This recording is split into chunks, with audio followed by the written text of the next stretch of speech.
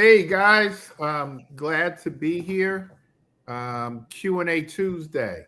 So if you guys have any questions, go ahead and put them in the comment section. We really don't have much questions. We decided to come on anyway versus canceling. We've got maybe two or three questions. And so if you guys have any questions whatsoever, if there's anything that's keeping you guys from being as successful as you can be, if there's any challenges that you guys may be having, let's talk about it. Go ahead and put them in the comment section. We are making a lot of progress with a lot of you guys writing contracts, buying properties, things like that. So we want you to be successful. So this is a time to get your questions answered. What do we got coming up? We've got another shadow event. What is it? The 17th? Yeah.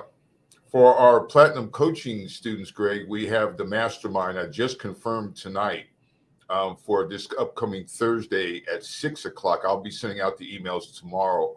We'll be focused on PropStream. So the PropStream people from California are going to teach give us a good one-on-one on how to use it. And so for you coaching students out there, if you have questions that you want answered for that session, send them in to me so that I can make sure that we get them answered. So it's this Thursday at 6 o'clock, PropStream.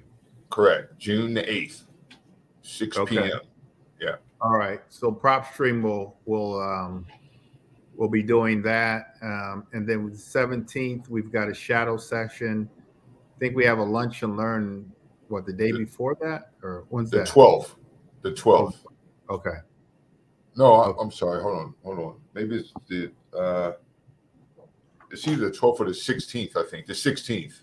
Okay. Yeah. Okay. All right. All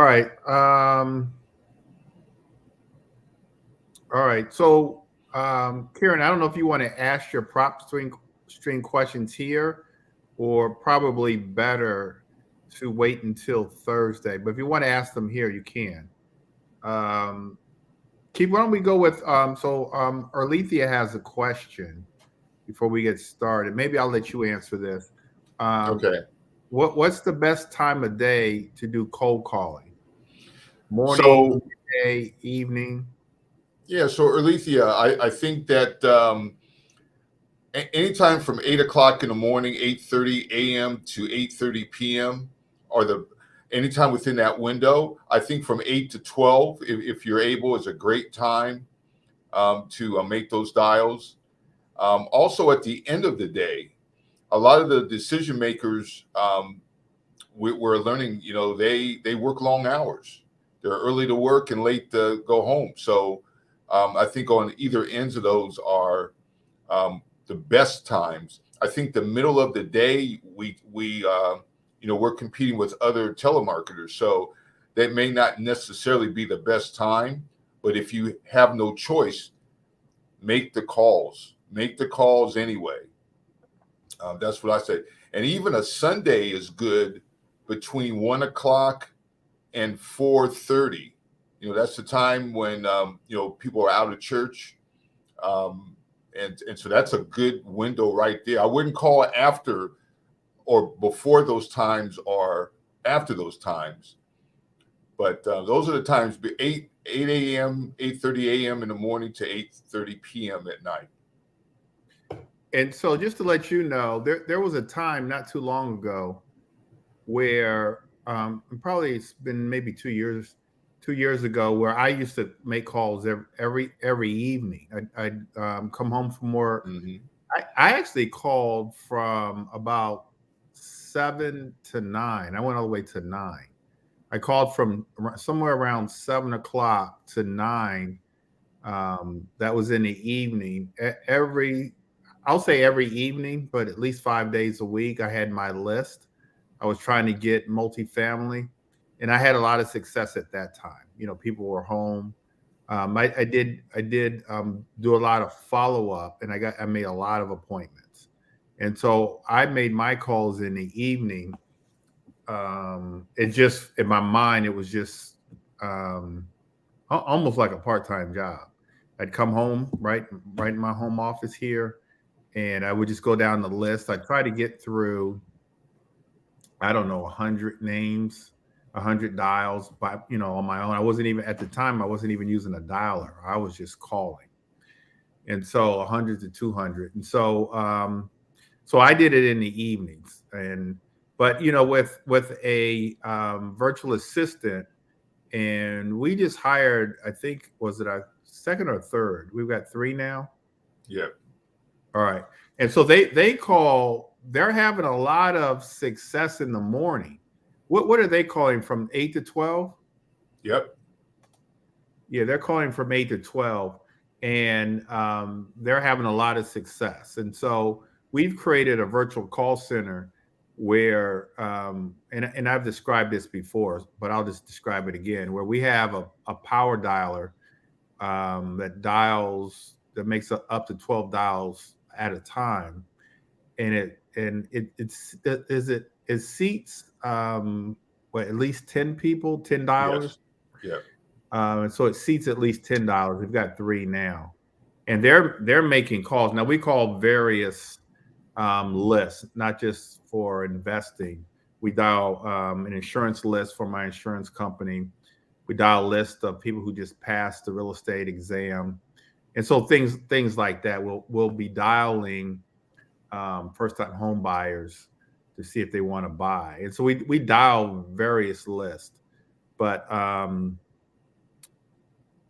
we call in the mornings and have a lot of success. So it's really up to you, and according to your schedule, and then also according to how consistent you can be. And for me, busy all day, running the business, I just made it a point to come home and make my calls in the evening, and I enjoyed it. I didn't get frustrated with a hang up or anything like that. I actually enjoyed the calling myself. But what it did for me was it allowed me to learn the whole business of making calls, so that I could teach other people how to do it, how to deal with objections, and the right things to say in scripts and things like that. So, Alethea, know that we have the call center class every Thursday night. So you're more than welcome. You should be receiving the emails. And if you want some one-on-one time, let me know as well. Okay. And then Karen is saying she called both in the morning and in the evening today. So she did a double play in the evening and in the morning and in the evening. That's good. Yeah. Let's see. I think Charlene has a question. How do I add in the contract for the contractor that I will charge $100 per day that they go over the date they said they would finish the work?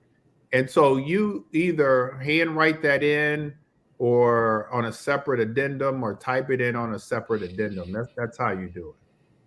Contractor agrees to pay $1,000 per day if work is not completed by September 8th or whatever that is. And so what I would do is I would ask them, give me the date that you're going to be finished, and let's just say this, because they say it's September the 1st. I may go a week after that or 2 weeks after that, and then say, okay, if they say September 1st, I might go all the way to September 14th. And then anytime after that, give them a 2-week grace period. And then anytime after that, we're charging a per diem. And so that's how I used to do it, Charlene.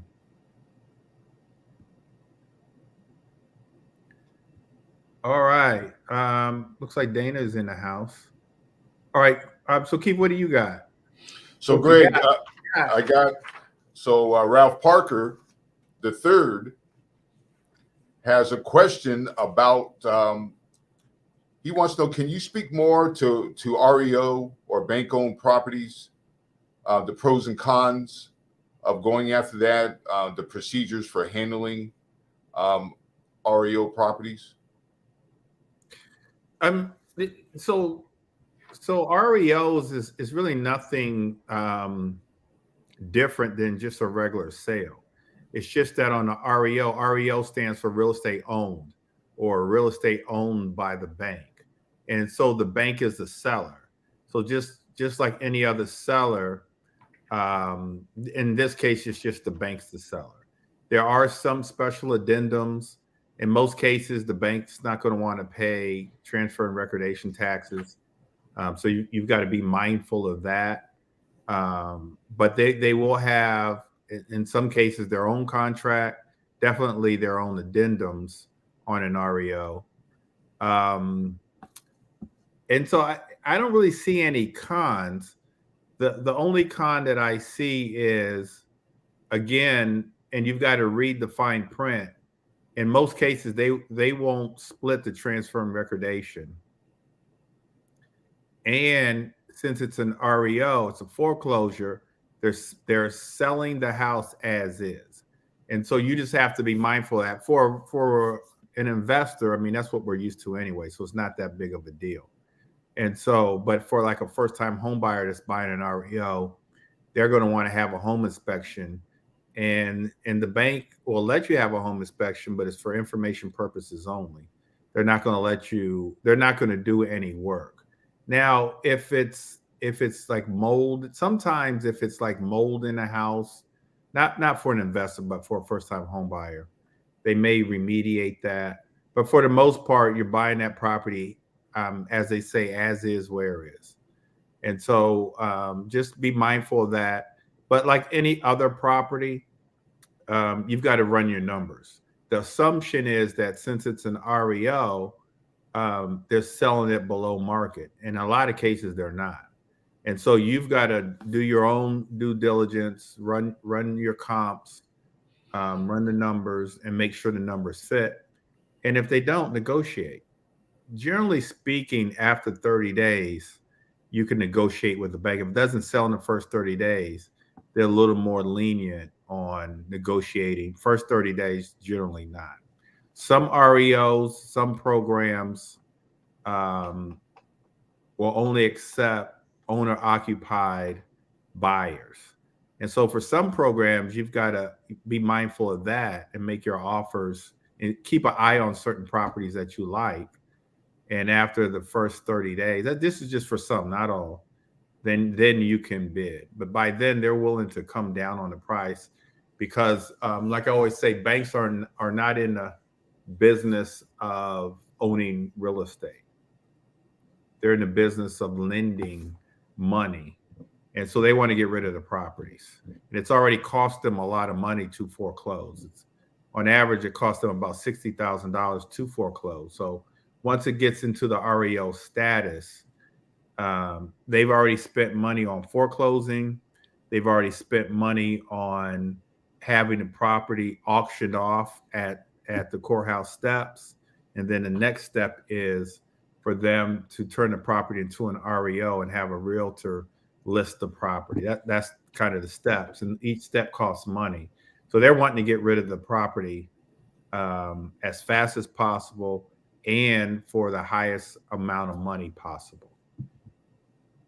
But don't look at an REO as anything other than just a regular sale. It's just that in this case, the bank is the owner of the property. So that's it. Don't let those kind of terms, sometimes terms like that, or reverse mortgage or short sale, things like that kind of throw you off. Don't let those terms throw you off. All of them are just real estate sales. Okay, Greg. Jade has a question, or actually, she wants to know what the following means. Here's a quote: "Property will be conveyed only as leasehold interest, not as fee simple interest." She wants to know if you can break that down at all. Property will be conveyed only as leasehold interest, not as fee simple interest.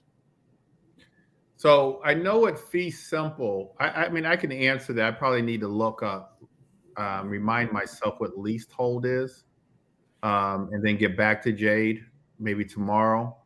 mean, we know what fee simple is. Fee simple simply means that you own the land underneath the house.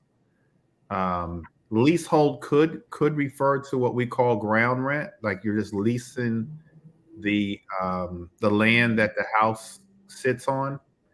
I think I'm right, but to make sure, it'll take me a second. Maybe I can even look it up while we're talking, just to double check. But I'll just Google leasehold. But fee simple is you own the property underneath you. So a townhouse is fee simple. You own the land. A regular residential sale, single family home is fee simple. Condos are not fee simple. But I think leasehold refers to leasing the land that the house sits on. But I'll confirm that. Okay. So, yeah, leasehold. So if you want to go, Yeah. go ahead. Let's see. Karen has a question, Greg. Karen wants to know, what is the best way for an investor to determine the after repair value for land? I'm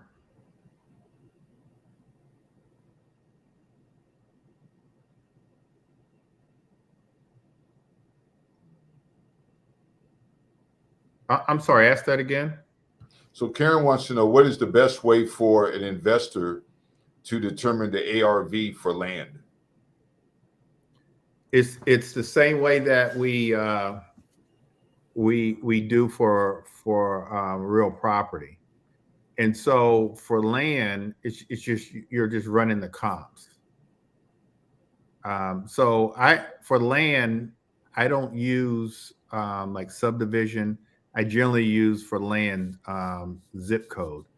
But if there's a lot of land close to the subject property, the subject land, then I'll use those comps. And so we just look at either the square footage of the land or the acreage of the land that's recently sold within.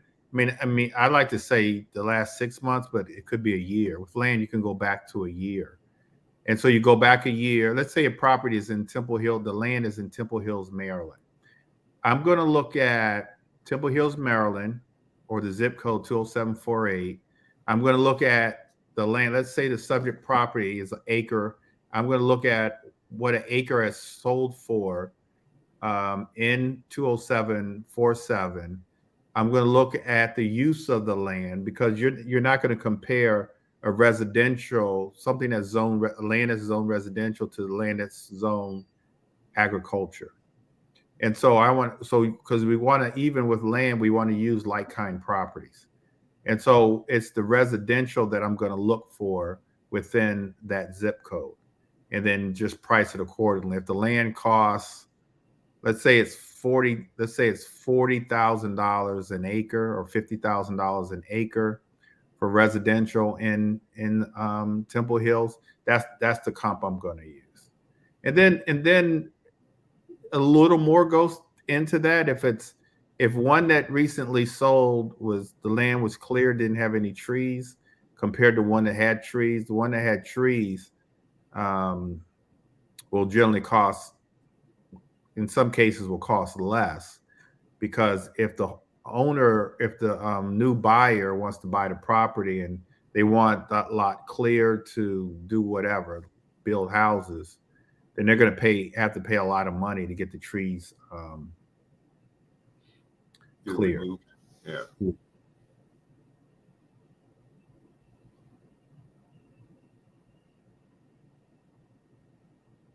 Well, Greg, that's all the questions that came in for this meeting.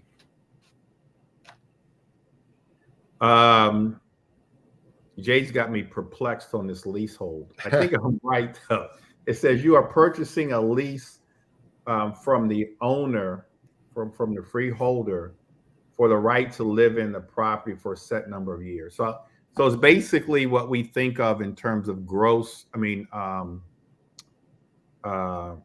what is it in Baltimore? Ground rent. It's Ground rent, basically the same thing as ground rent. So I would look at it as ground rent versus fee simple. With fee simple, you own the land. With leasehold or ground rent, you don't own the land. You're leasing the land for a certain amount of years.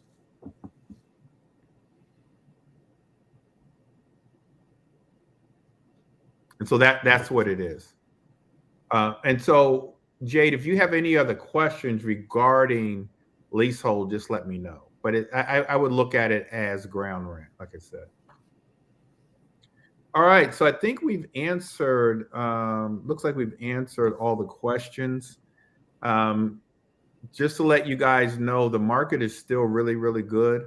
There's lots of buyers out here, cash buyers out here. I would say that the cash buyers are very cautious. I actually have a property on the market in Petworth,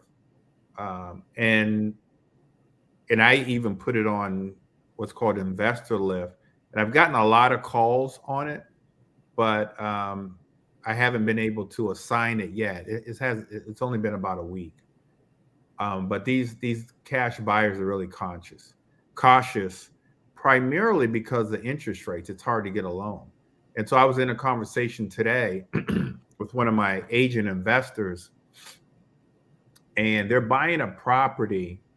And it's actually Andre Cooper. Some of you guys may know him. He sat on my panel Friday. He talked a little bit about this. He's got 3 properties on West Baltimore Street that the seller is, he got the seller down to $200,000 for 3 properties on West Baltimore Street. Now, there's this hospital called Bond Secure. And so they're right there by Bond Secure. One thing that Bond Secure does is they buy up properties in the neighborhoods that the hospitals are in. And so they're like a hospital conglomerate. They're in many different states and they buy hospitals. And so, like I said, wherever they are, they start buying up houses and renting them out, and they create their own client base for the hospitals. And so he got offered 3 properties from one owner for $200,000. Now I know that area extremely well. I put a property right on West Baltimore Street maybe about 2 years ago under contract. One of those 4-level row houses right across the street from Bond Secure. Bond Secure has these like name plates on all their houses. And so the one I was going to buy was like right in the middle of 2 of their houses, but they're all up and down the block. And so his dilemma was, should he go with seller financing, because the owner was allowing him to pay $200,000, but he was going to take back a note for 18 months. I think at like 7.5%. They wanted him to put like 7% down. Yeah, 7% down, which was $14,000. And I thought was a great deal. But when I took a look at it a little closer, I told him to come in with a lot of information. I was driving. And so when I sat down with him, I said, let's just go over the pros and cons. And so he was also offered financing with, it wasn't Lima One. He was offered financing with Lima One. Now the financing with Lima One was they would finance the deal as a hard money lender at I think somewhere around 7% interest, with him putting down 13%, which came to $37,000. And so but that included the acquisition and the rehab. And so when I took a look at it and compared the numbers, I said to him, the owner financing sounds good, but the financing with Lima Capital is better because even though you've got to put 37,000 down, that's all the money that you need to come up with because they're financing acquisition and rehab. All three houses needed work, so he was going to have to, with the owner, put down 13,000, and then probably put in another at least 20,000 into each property out of his pocket. So he was going to have to finance the rehab himself. He was going to have to come up with about almost $75,000 with the owner finance. And so he was excited. He said, yeah, I'm going to go with Lima Capital. Lima Capital does the hard money lending. And then once he's renovated the properties, they'll convert that hard money loan into a permanent 30-year fixed loan. And so I said that was the better way to go. But my point is a couple things. Number one, there's properties out here. All you've got to do is talk to people. And he cold called. That's how he got it. We talked about, you guys asked questions about cold calling. That's how he got these three properties. He cold called, got to a real estate agent from cold calling. And they said, well, I don't, he was calling about a particular property and got to the agent, which is an agent that I know very well. And she said, well, no, that one's not available, but I got these three properties on West Baltimore Street. So that's how he got it from cold calling. Got three properties. Actually, one of the three is a 2-unit building. So he's buying all of them on average for about a little less than $70,000. They all need about $20,000 worth of work. So he's all in at, let's just say he's all in at 100,000. I forget my point. And anyway, oh yeah, he's all in about 70,000, 20. He's going to be all in at about 100,000 per property. And once they're rented out, and they're each worth about 200,000, minimum 200,000. So each one of them, he's going to have $100,000 in equity. That's $300,000 in equity. They're all right there within a block from each other. He's going to get a property manager to manage them. It's equivalent, in my opinion, of buying a 4-unit building, because it's not like he bought those three properties, one of which is a 2-unit building, and he's got to go all the way across town with those 4 units. So those three, there's 3 properties and one's a 2-unit building. They're all right there. And so I told, and then the cash flow is incredible. He's going to get one loan because he owns all 3 properties. He's going to be able to get one loan, and one property will pay for the one loan. And so, yeah, it's a good deal. So number one, he did a great job cold calling, getting the opportunity. Number two, he was able to negotiate with the seller, owner financing, even though he didn't take it. And then number three, he weighed his options on the financing.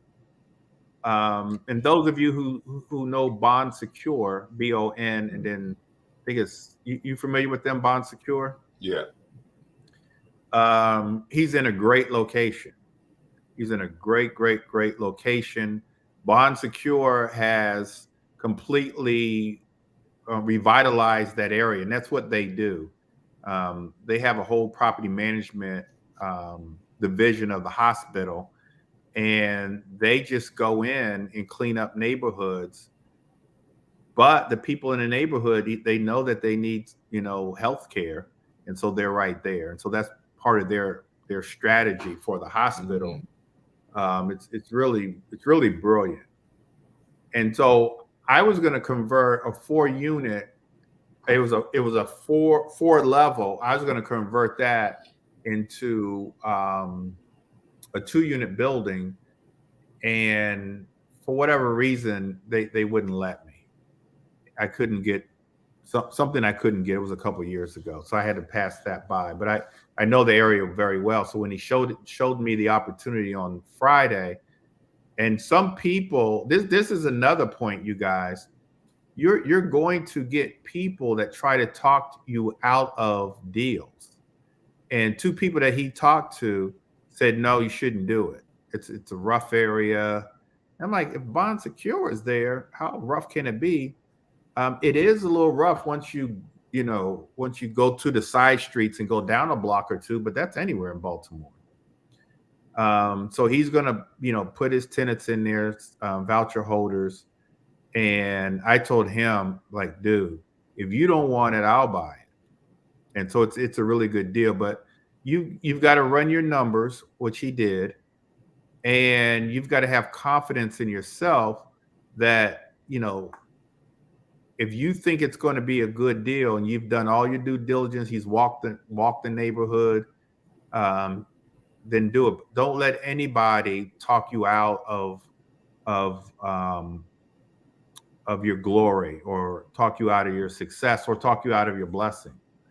And so he was headed to Baltimore to meet his contractor, left me. I gave him my blessing, and he was on his way to Baltimore. His goal for the year is 10 units. This makes 7. So I said, dude, you're on your way. Yeah, that's good information. Yeah, and so that's what you guys have to do. So he's the type that hustles, and he's making calls. And so what you've got to ask yourself is, if you want to be successful, and it goes for all of us, what are you doing to be successful? Like, what are you doing to get your next deal? What's the plan? What's your strategy?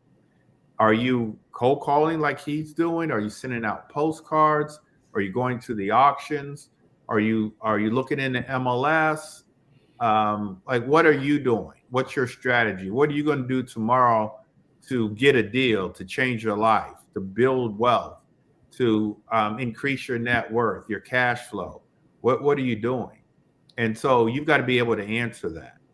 If you can't answer that, you've got to find an answer, because you're just kind of wasting your time with the whole real estate investing. You can't just sit back and wait around and hope a deal will show up. Like, you've got to be aggressive and proactive every single day. You even put on social media that you're looking for deals, like whatever that is. Like Karen said, she called this morning, she cold called this morning, she cold called this afternoon. And I know that she's using PropStream to do a lot of stuff. And so that's what you guys have to do. And if you do that, then good things are going to happen. And he's just hustling. He's got a goal, and he's just happening. That's what you guys have to do. You've got to ask yourself, what is your goal? And then what is your plan to get that goal? And what can you do today in order to get that goal? And so that's what you've got to ask yourself. And that's what I ask myself every day. Every day I'm kind of in a tizzy. Not in a tizzy. I have a plan, but like, what do I need to do today? Like tonight, when we get out of the call, I'm going to say, these are the things. I've got my notebook. I'll write in it. These are the things that I'm going to do tomorrow to improve my life, improve my health, not my health, well, my health and my wealth. And then I'm going to check tonight to make sure I've been able to check off everything that I wrote last night to make sure I had a good day today, and today was productive, that I protected my time. I didn't let anybody or anything waste my time. And so that's what you've got to do. And so it was good meeting with him this morning, just kind of going over which scenario worked, because when he first brought me the deal, I said, oh yeah, the owner financing, the creative financing strategy, he's gonna finance the whole thing, the acquisition. But then he was like, well, there's still rehab, Lima Capital, even though I've got to put up more money up front, that's all the money I have to put up because they're going to finance the rehab, versus doing the creative financing where I'm going to have to finance the rehab. I said, well, it's a no-brainer. You got to go with Lima Capital. And so you guys have to have those same kind of scenarios. All right, Keith, I think that's all. Any more questions? I would just add, Greg, that the master class on Thursday, that's also open to our Inner Circle folks as well. So Inner Circle and Platinum Coaching students. Okay. All right. That's all, you guys. I think one of the biggest takeaways is your marketing and knowing where that next deal is going to come from and doing something every day, some type of action item every single day that's going to help you with your future. And so, no, this is not the link. We'll send you guys a link. Are we creating a link or are they? No, they'll send it to me tomorrow. Okay. And I'll send it out to everyone. Okay. So you guys will get a link for it. But you've got to do something every day. You got to do something every day. If you ever have to ask yourself, what should I be doing? The answer is always lead generation. That's always the answer, lead generation. And so let's do some lead generation starting tonight, tomorrow. Let's generate some leads, even if it's driving for dollars, if it's putting up a social media post, if it's checking the auction sites, which I do all the time to see if there's any deals. I go through a number of auction sites to see, but I've got alerts on most of them. So when they come on the market, I automatically get an email. And so you guys are going to have to do some of the same things to get deals. All right, you guys, take care. God bless, and we'll talk to you guys soon. You guys know how to reach us if you guys have questions about deals, want us to vet deals, look at deals. We're here to help you guys. All right, you guys, good night. Good night.